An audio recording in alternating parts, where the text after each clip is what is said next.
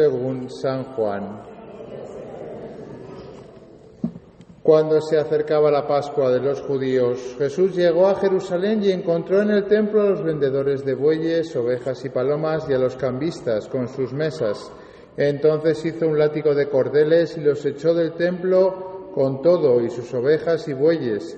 A los cambistas les volcó las mesas y les tiró al suelo las monedas, y a los que vendían palomas les dijo: «Quiten todo de aquí y no conviertan en un mercado la casa de mi Padre». En ese momento sus discípulos se acordaron de lo que estaba escrito: «El celo de tu casa me devora». Después intervinieron los judíos para preguntarle: «¿Qué señal nos das de que tienes autoridad para actuar así?». Jesús les respondió: «Destruyan este templo y en 3 días lo reconstruiré». Replicaron los judíos: 46 años se ha llevado la construcción del templo y tú lo vas a levantar en 3 días. Pero él hablaba del templo de su cuerpo. Por eso, cuando resucitó Jesús de entre los muertos, se acordaron sus discípulos de que había dicho aquello y creyeron en la Escritura y en las palabras que Jesús había dicho. Palabra del Señor.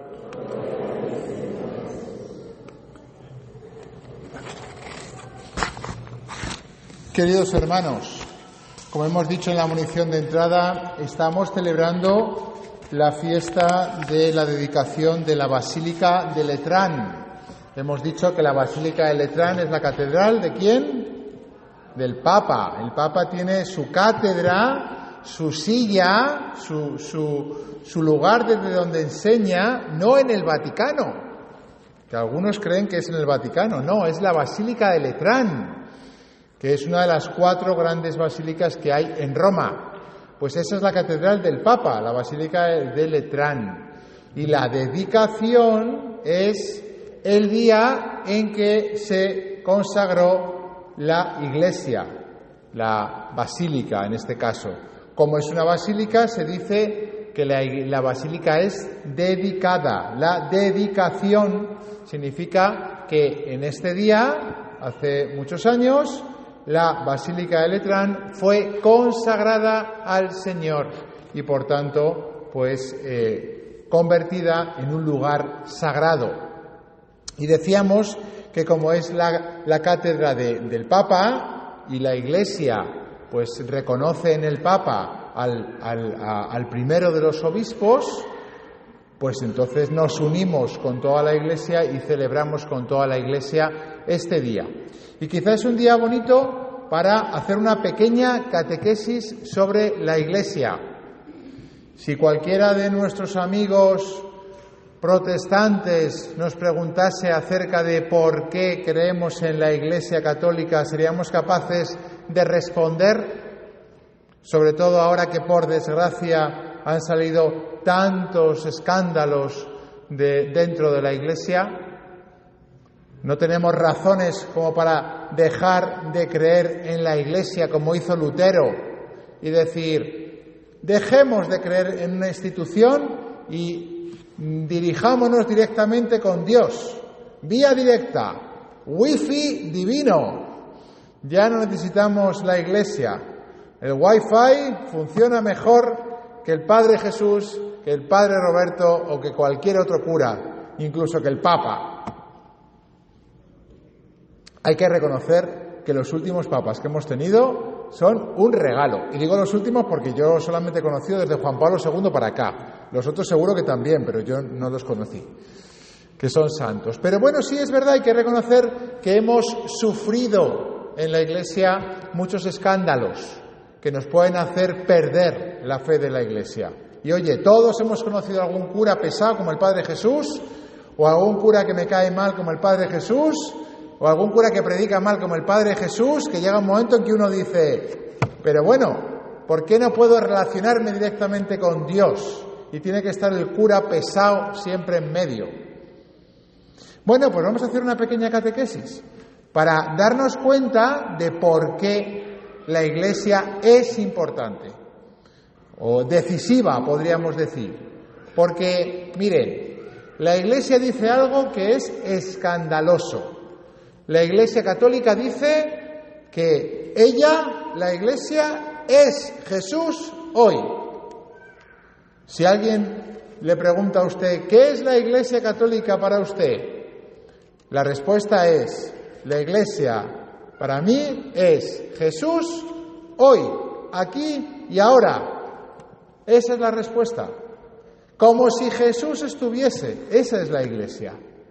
La Iglesia hace contemporánea a Jesús. Es la presencia actual de Jesús. Eso es lo que la Iglesia se atreve a decir de una manera bastante escandalosa, pero de una manera real. Es decir, aquí y ahora podemos encontrarnos con Jesús de la misma manera que si Jesús estuviese físicamente aquí presente. Igual. Y me dirán, padre, no exagere. No exagero. Si usted cree que estoy exagerando es que no cree en la Iglesia como realmente es. Porque la Iglesia es Jesús hoy, aquí y ahora. Pero no solamente aquí, sino que también en la parroquia de al lado, y en la otra parroquia, y en Canadá, y en México, y en España, de donde vengo. Que eso es lo maravilloso. Que Jesús está aquí y ahora en todos los lugares y en todos los tiempos. Claro, para decir eso hay que justificarlo, hay que razonarlo. Vamos a ver. Primero, ¿Jesús quiso la Iglesia o es un invento? Hay algunos listos que han dicho, Jesús predicó el reino de Dios y luego vino la Iglesia. Como diciendo, Jesús en verdad no quería la Iglesia. Lo que pasa es que estos 12 hombres fueron los tíos más listos de la historia. Se montaron el mejor negocio jamás visto.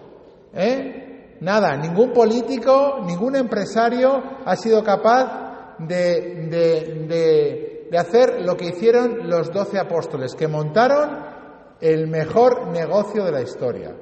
Eso es lo que ha dicho algún crítico. Bueno, pues si leemos la Biblia, vemos que Jesús quiere rodearse de personas.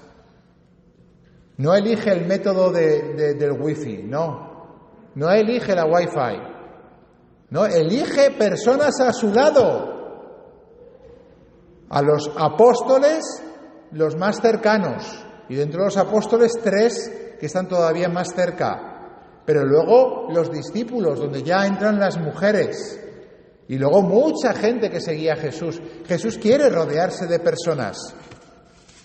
Y una cosa muy interesante, esas personas no son las típicas que seguían a los rabinos, es decir, los maestros judíos. No, él elige a mujeres, por ejemplo. En la época de Jesús las mujeres no podían seguir a los maestros. Jesús elige a mujeres. Además, los elige Él. Es Él el que elige. Y no es un maestro que tiene su cátedra fija, sino que va itinerante. Y no es uno que quiere que le sirvan, sino que quiere servir. Y no elige a los más listos, elige a los que quiere. Solamente hay que fijarse en los que eligió. No eran cultos, no eran listos, no eran los mejores.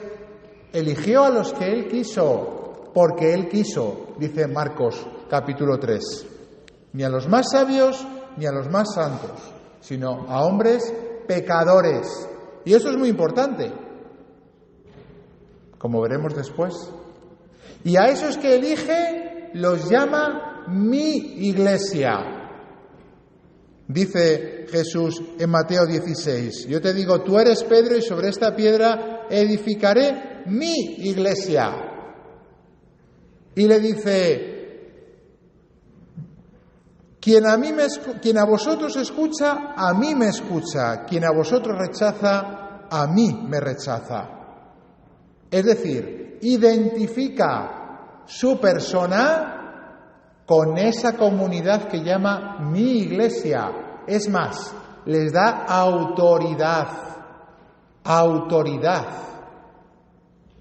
Hasta el punto de decir, lo que atéis en la tierra quedará atado en el cielo, y lo que desatéis en la tierra quedará desatado en el cielo. Estas son palabras de Jesús. A esos listillos que dicen que Jesús no quería, cuando uno lee la Biblia se da cuenta de que sí, Jesús sí que quiso una comunidad y que vinculó su autoridad, no solamente su autoridad, sino su misma persona, y dijo: donde 2 o 3 estén reunidos en mi nombre, allí estaré yo, en medio de ellos. Luego Jesús dice: cuando vosotros, mi iglesia, os reunáis, allí estoy yo, mi misma persona, que no es uno cualquiera, es Dios. Y eso lo dice muchas veces en la Biblia. Y la manera de entender que Él era Dios es que elige de una manera muy concreta. Por ejemplo, el número 12 no es casual, porque había 12 tribus de Israel. Y elige 12 apóstoles como el símbolo de que el nuevo pueblo de Dios, la Iglesia, sustituirá al pueblo elegido de Israel, pero en este caso universal. Y elige a 72 discípulos y se va a un monte y le cambia el nombre a Simón. Todos los actos que Jesús va realizando tienen una simbología, porque Él entiende que su persona, la persona de Dios, está unida a esa comunidad. De hecho, cuando Jesús muere, los apóstoles tienen una conciencia muy clara de esto. Pedro, el pobre Pedro, que en el Evangelio mete muchísimas veces la pata el pobre, nada más morir Jesús, lo primero que hace cuando llega el Espíritu Santo es decir: oye, nos falta uno, porque éramos 12 y Judas nos ha traicionado, hay que recomponer el número de 12. Y tiene muy claro todo el mundo que Pedro es el primero. El Papa, aunque haya negado a Jesús, pero tiene muy clara la jerarquía desde el principio. Se ve perfectamente cuando leemos los Hechos de los Apóstoles o cuando leemos los primeros actos de los primeros papas. Con lo cual, conclusión, si leemos la Biblia, como dicen nuestros hermanos protestantes, queda clarísimo en la Biblia que Jesús quería una comunidad de personas, que el método de enseñanza era discípulo, maestro, discípulo, y que en esa comunidad Él quería quedarse. Vale, muy bien, ya sabemos eso. Pero ahora, pregunta: Jesús quería una comunidad, vale, muy bien. Pero oye, alguno me puede decir, o Lutero podría decir: ya, pero la Iglesia ha dejado de hacer lo que Jesús le encomendó. La prueba de los escándalos es una prueba más de que la Iglesia ya no hace lo que Jesús le encomendó. Bueno, ¿y qué hacía Jesús? Le pregunto yo a ese hermano protestante: ¿qué hacía Jesús? ¿Qué trajo Jesús? Porque Jesús no curó a todos los enfermos. Jesús no resolvió todos los problemas. ¿Qué hizo Jesús? Y dice el Papa Benedicto XVI: ¿qué ha traído Jesús realmente? Si no ha traído paz al mundo, el bienestar para todos, ni un mundo mejor, ¿qué ha traído Jesús?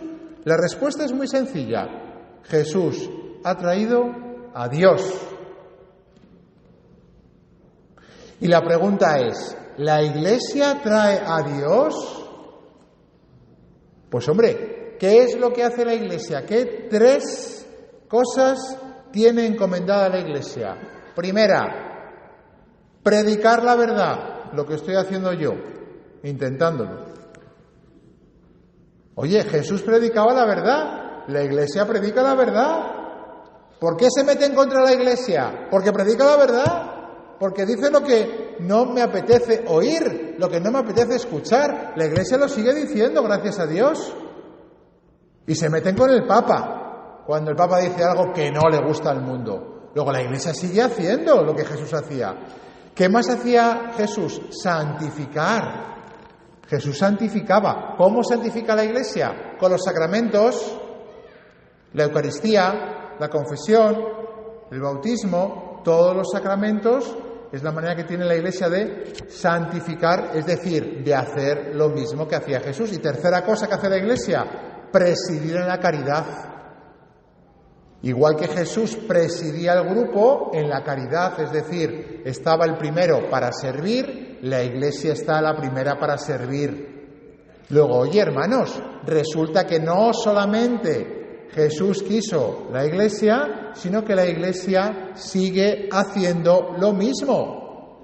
Alguno me dirá, bueno, sí, padre, pero aquí hay un pero. Y el pero es que no siempre la Iglesia hace lo que usted me ha dicho. Y yo le digo, pues es verdad.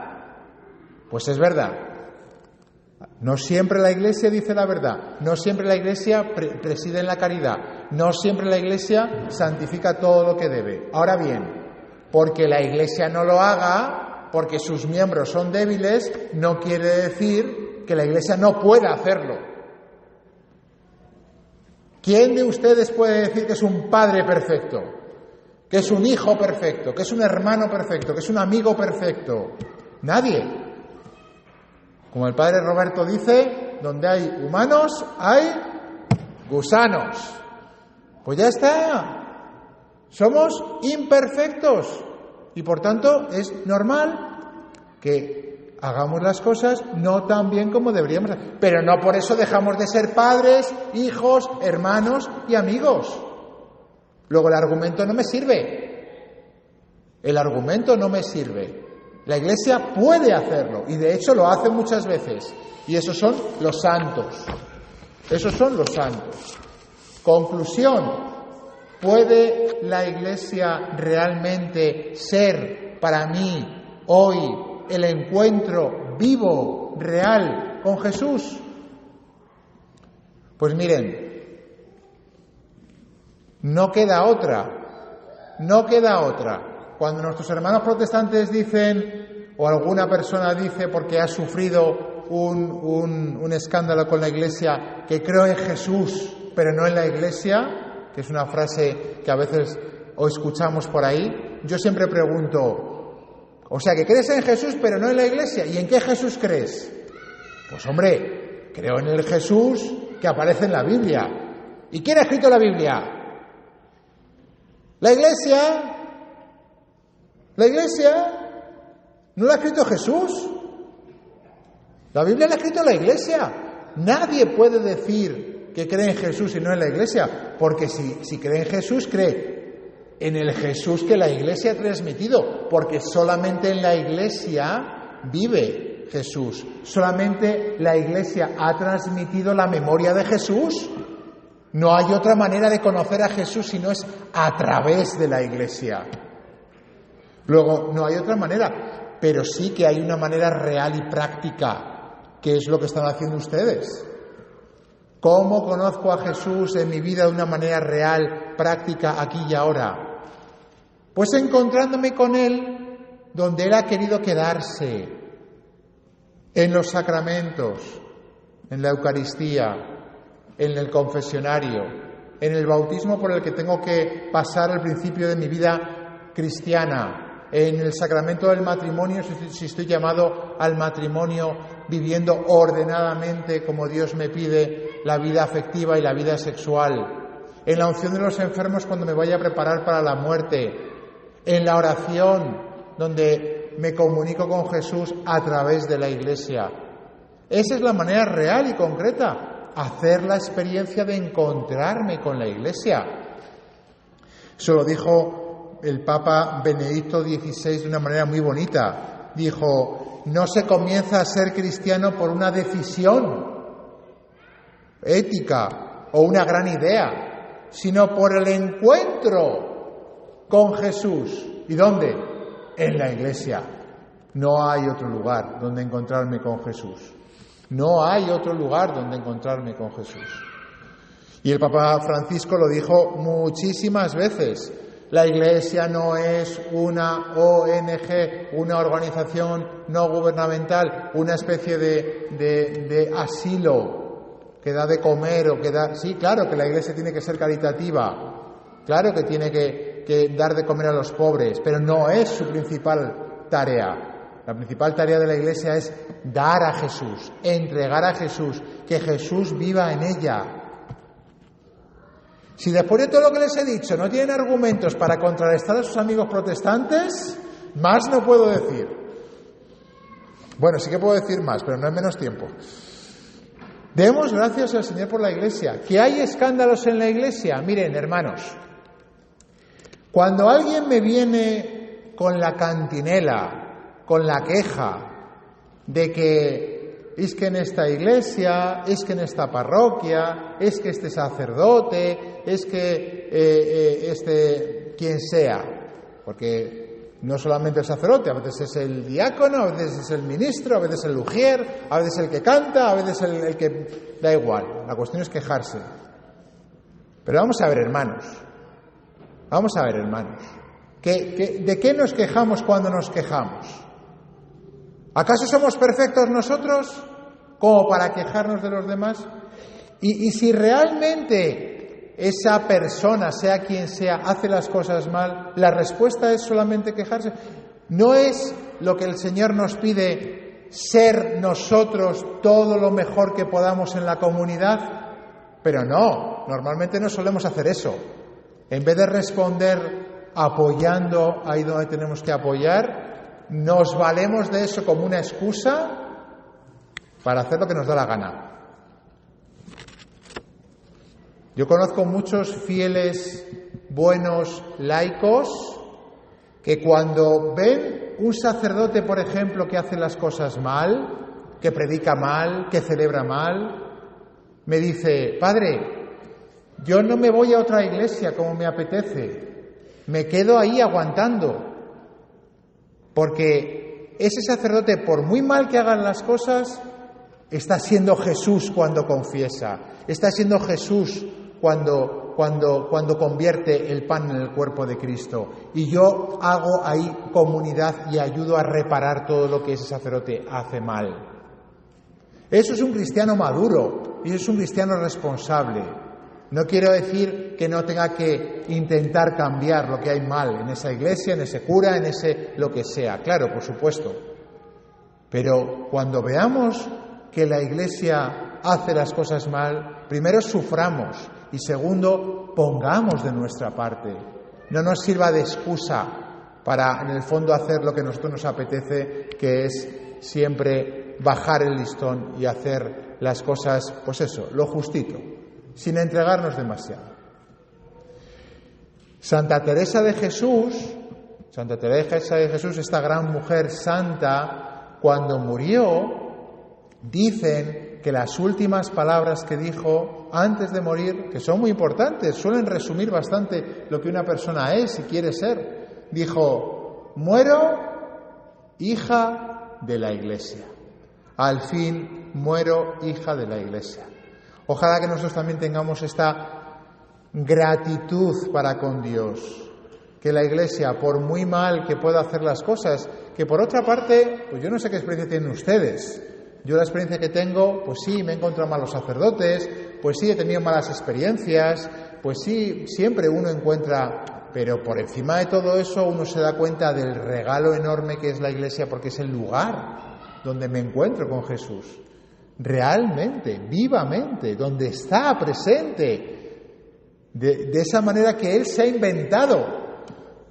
Insisto, no es mejor que Jesús esté presente físicamente, porque ¿dónde estaría?